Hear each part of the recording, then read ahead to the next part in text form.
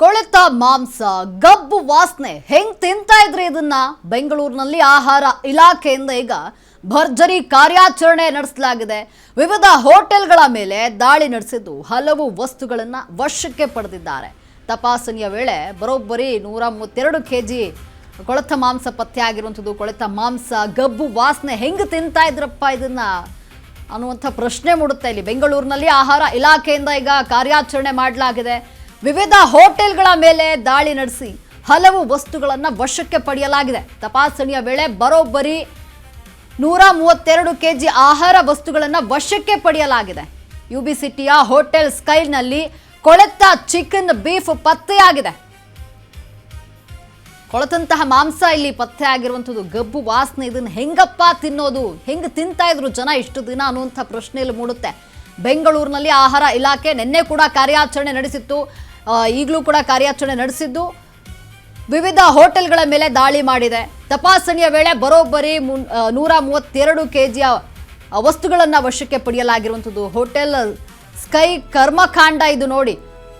15 ಲೀಟರ್ನಷ್ಟು ಎಣ್ಣೆಯನ್ನು ಬಳಸ್ತಾ ಇರುವಂಥದ್ದು. 51 ಕೆಜಿ ಆಹಾರ ವಸ್ತುಗಳ ಬಳಕೆಗೆ ಹೋಟೆಲ್ ಸ್ಕೈನಲ್ಲಿ 45 ಕೆಜಿ ಕೊಳೆತ ಮಾಂಸ ಹಾಗೂ ಬೀಫ್ ವಶಕ್ಕೆ ಪಡೆದುಕೊಂಡಿದ್ದಾರೆ.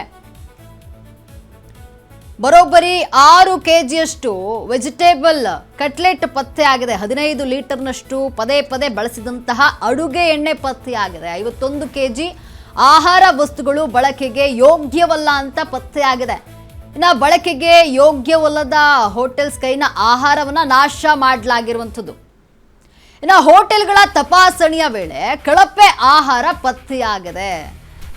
ಬಳಕೆಗೆ ಯೋಗ್ಯವಲ್ಲದಂತಹ ಆಹಾರ ವಸ್ತುಗಳನ್ನು ವಿಲೇವಾರಿ ಮಾಡಲಾಗಿರುವಂಥದ್ದು. ಇಲ್ಲಿ ವಿವಿಧ ಹೋಟೆಲ್ಗಳಿಂದ ಒಟ್ಟು 132 ಕೆಜಿ ಆಹಾರವನ್ನು ವಶಕ್ಕೆ ಪಡೆಯಲಾಗಿದೆ. ಆಹಾರ ಸುರಕ್ಷತೆಯ ನಿಯಮಗಳ ಬಗ್ಗೆ ಹೋಟೆಲ್ಗಳಿಗೆ ಎಚ್ಚರಿಕೆಯನ್ನು ಈಗ ನೀಡಲಾಗಿರುವಂಥದ್ದು. ಬೆಂಗಳೂರಿನಲ್ಲಿ ಆಹಾರ ಇಲಾಖೆ ಅಧಿಕಾರಿಗಳ ದಾಳಿ ಈಗ ಮುಂದುವರೆದಿದೆ. ನಿನ್ನೆ 5 ಸ್ಟಾರ್ ಹೋಟೆಲ್ಗಳ ಮೇಲೆ ದಾಳಿ ನಡೆದಿತ್ತು.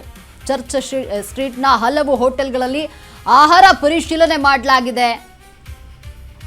ಪೆಗ್ ಹ್ಯಾಂಡ್ ಬಾಟಲ್ಸ್ ಪಬ್ನಲ್ಲಿ ಅಧಿಕಾರಿಗಳು ಪರಿಶೀಲನೆಯನ್ನ ಮಾಡಿದ್ದಾರೆ. ಪೆಗ್ ಹ್ಯಾಂಡ್ ಬಾಟಲ್ಸ್ ಪಬ್ನಲ್ಲಿ ಅವಧಿ ಮೀರಿದ ಆಹಾರ ಪತ್ತೆಯಾಗಿದೆ. ಇನ್ನು ಫಂಗಸ್ ಬಂದಂತಹ ಮಶ್ರೂಮ್, ಎಕ್ಸ್ಪೈರ್ ಆಗಿರುವಂತಹ ಕ್ರೀಮ್ ಪತ್ತೆಯಾಗಿದೆ. ಇಲ್ಲಿ ಫೆಬ್ರವರಿಯಲ್ಲೇ ಅವಧಿ ಮುಗಿದ ಕ್ರೀಮ್ ಅನ್ನ ಅಡುಗೆಗೆ ಬಳಕೆ ಮಾಡಲಾಗ್ತಾ ಇದೆ. ನಿನ್ನೆ ತಡರಾತ್ರಿಯವರೆಗೂ ಕೂಡ ಅಧಿಕಾರಿಗಳಿಂದ ಪರಿಶೀಲನೆಯನ್ನ ಮಾಡಲಾಗಿದೆ. ಈಗ ಕಾರ್ಯಾಚರಣೆ ಮುಂದುವರೆದಿರುವಂಥದ್ದು ಆಪರೇಷನ್. ಈ ಬಗ್ಗೆ ಮತ್ತಷ್ಟು ಮಾಹಿತಿಯನ್ನು ನೀಡಲು ನಮ್ಮ ಪ್ರತಿನಿಧಿ ಲಕ್ಷ್ಮಿ ದೂರವಾಣಿ ಸಂಪರ್ಕದಲ್ಲಿದ್ದಾರೆ. ಲಕ್ಷ್ಮಿ, ಏನು ಈಗ ಬೆಂಗಳೂರಿನಲ್ಲಿ ಆಹಾರ ಇಲಾಖೆ ಅಧಿಕಾರಿಗಳು ಹೋಟೆಲ್ಗಳ ಮೇಲೆ ದಾಳಿ ನಡೆಸ್ತಾ ಇದ್ದಾರೆ. ಇಲ್ಲಿ ಕೊಳೆತ ಮಾಂಸಗಳು ಪತ್ತೆ ಆಗ್ತಾ ಇದೆ, ಎಕ್ಸ್ಪೈರ್ ಆದಂತಹ ಆಹಾರ ಪದಾರ್ಥಗಳು ಪತ್ತೆ ಆಗಿರುವಂಥದ್ದು. ಈ ಬಗ್ಗೆ ಹೆಚ್ಚಿನ ಅಪ್ಡೇಟ್ಸ್ ಏನಿದೆ? ಎಸ್ ಲಕ್ಷ್ಮಿ, ಈಗಾಗಲೇ 4 ದಿನದಿಂದ ಹೈ ವೋಲ್ಟೇಜ್ ವರ್ಕ್ ಅನ್ನ ಮಾಡೋದ್ರ ಮುಖಾಂತರವಾಗಿ ಸಾಕಷ್ಟು ಹೋಟೆಲ್ಗಳಿಗೆ ಲಗ್ಗೆ ಇಟ್ಟಿರುವಂತ ಆಹಾರ ಸುರಕ್ಷತಾ ಇಲಾಖೆ ಒಂದೊಂದಾಗಿ ಮಾಹಿತಿಯನ್ನ, ಜೊತೆಗೆ ಒಂದೊಂದಾಗಿ ಕಳಪೆ ಕೆಲಸಗಳು ಏನ್ ನಡೀತಾ ಇದೆ ಹೋಟೆಲ್ಗಳಲ್ಲಿ ಅದನ್ನ ಹೊರತೆಗೆಯುವಂತ ಕೆಲಸದಲ್ಲಿ ಸಮಗ್ರವಾಗಿ ಕೆಲಸವನ್ನ ಮಾಡ್ತಾ ಇದ್ದಾರೆ. ಸೊ ಈಗ ಆಲ್ರೆಡಿ ನಾವು 4 ದಿನದಿಂದ ನೋಡ್ತಾ ಇದ್ದೀವಿ.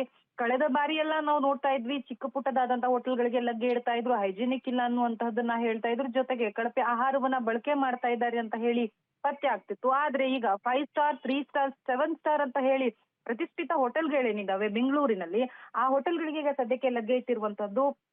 ಅಲ್ಲಿ ಸಾಕಷ್ಟು ಕಳಪೆ ಆಹಾರಗಳು ಬಳಕೆ ಮಾಡ್ಲಾಗ್ತಾ ಇದೆ ಅನ್ನುವಂಥದ್ದು ಹೊರ ಬೀಳ್ತಾ ಇದೆ. ಮೊನ್ನೆ ಸ್ಯಾಂಗ್ರಿಟ್ಲಾ ಹೋಟೆಲ್ ಅಲ್ಲಿ ನಾವು ನೋಡಿದ್ವಿ, ಅಲ್ಲಿ ಕೊಳ್ತೋಗಿರುವಂತ ಆನಿಯನ್ ಜೊತೆಗೆ ಪೊಟ್ಯಾಟೋನ ಬಳಕೆ ಮಾಡಿರುವಂತದ್ದು ಪತ್ತೆ ಆಗಿತ್ತು. ಇದಾದ ಬಳಿಕ ನಿನ್ನೆಯೂ ಸಹ, ಅಂದ್ರೆ ವಾರಾಂತ್ಯದಲ್ಲೂ ಸಹ ಸಾಕಷ್ಟು ಜನರು ಹೋಟೆಲ್ಗಳಿಗೆ ಭೇಟಿ ನೀಡ್ತಾರೆ. ಇಂಥ ಸಂದರ್ಭದಲ್ಲಿಯೇ ಪ್ರತಿಷ್ಠಿತ ಹೋಟೆಲ್ಗಳಿಗೆ, ಯುಬಿ ಸಿಟಿಯ ಹೋಟೆಲ್ ಸ್ಕೈಗೆ ಭೇಟಿ ನೀಡಿ ಅಲ್ಲಿಯೂ ಸಹ ಪರಿಶೀಲನೆ ಮಾಡೋದಕ್ಕೆ ಮುಂದಾಗಿರುವಂತಹ ಸಂದರ್ಭದಲ್ಲಿ 132 ಕೆಜಿ ಆಹಾರ ವಸ್ತುಗಳು ವಶಪಡಿಸಿಕೊಂಡಿರುವಂತದ್ದು. ಅಂದ್ರೆ ಒಟ್ಟು ಸಂಪೂರ್ಣವಾಗಿ 6 ಕೆಜಿ ವೆಜಿಟೇಬಲ್ ಆಗಿರ್ಬೋದು, 15 ಲೀಟರ್ ಬಳಸಿರುವಂತ ಅಡುಗೆ ಎಣ್ಣೆ ಆಗಿರ್ಬೋದು, ಇನ್ನು 51 ಕೆಜಿ ಆಹಾರ ವಸ್ತುಗಳ ಬಳಕೆ ಯೋಗ್ಯವಲ್ಲ ಅನ್ನುವಂಥದ್ದು ಸಹ ಈ ತಪಾಸಣೆ ವೇಳೆ ಪತ್ತೆಯಾಗಿರುವಂತದ್ದು. ಇನ್ನು ರಾಯಲ್ ಚೈನ್ ಹೋಟೆಲ್ ಅಲ್ಲಿ ಏನಿದೆ, ಅಲ್ಲಿಯೂ ಸಹ 50 ಕೆಜಿ ಬಾತುಕೋಳಿ ಮಾಂಸ ಪತ್ತೆ ಆಗಿರುವಂತಹದ್ದು. ಒಟ್ಟಾರೆಯಾಗಿ ಕೇವಲ ಇದಷ್ಟೇ ಅಲ್ಲ, 5 ಕೆಜಿ ಮಶ್ರೂಮ್ ವಶಕ್ಕೆಯನ್ನ ಪಡೆದಿದ್ದಾರೆ. ಅದ್ರ ಜೊತೆಗೆ 5 ಕೆಜಿ ಗ್ರೀನ್ ಪೀಸ್ ಏನಿದೆ ಅದನ್ನು ಸಹ ವಶಕ್ಕೆ ಪಡೆದಿದ್ದಾರೆ.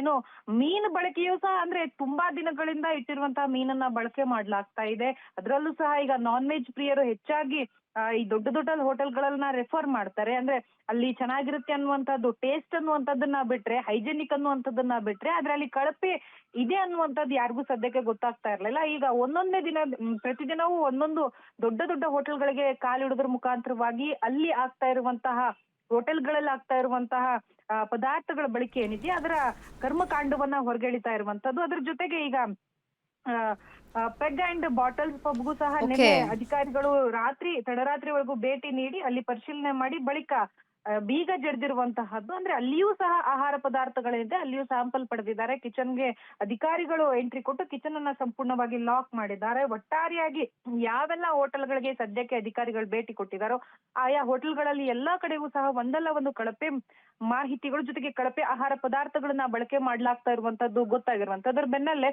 ಒಂದಷ್ಟು ಆಹಾರ ಪದಾರ್ಥಗಳನ್ನು ಸದ್ಯಕ್ಕೆ ಸ್ಯಾಂಪ್ಲಿಂಗ್ ಕಳಿಸಿರುವಂತಹದ್ದು.